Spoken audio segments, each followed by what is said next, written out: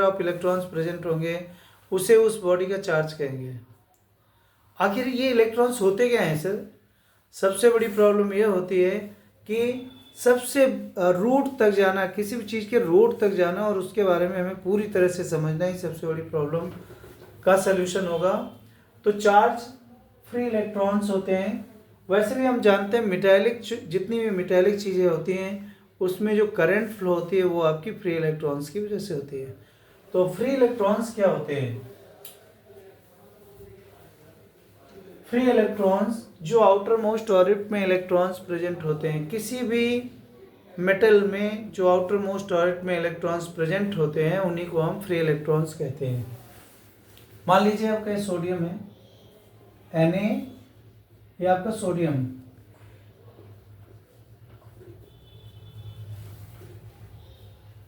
Atomic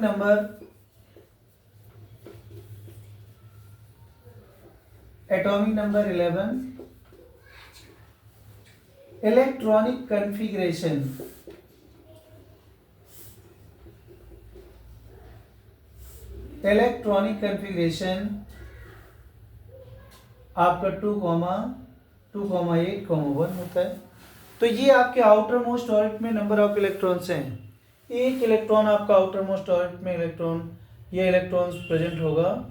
और अगर sodium में करंट पास होती है तो इसकी वजह से होगी, इस एक इलेक्ट्रॉन की वजह से होगी। और यही इलेक्ट्रॉन जब आप किसी भी सर्किट में, मान लिया या आपने सर्किट बना लिया, बैटरी से आपने कनेक्ट कर दिया इसको, और ये आपने जब इसमें से करंट आपकी पास होगी,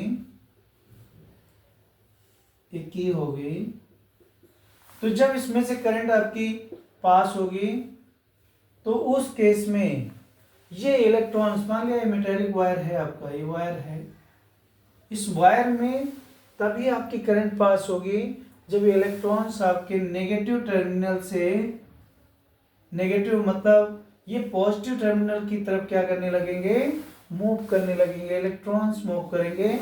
और करंट इसके जस्ट अपोजिट डायरेक्शन में, इस डायरेक्शन में आपकी जो करंट होगी वो आपकी करंट इस तरफ मूव होगी, और इस तरह से आपका जो करंट होगा वो आपका इस बॉडी में फ्लो होगा।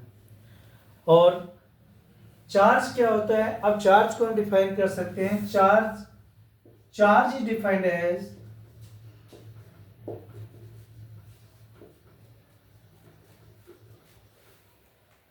number of electrons present in the body,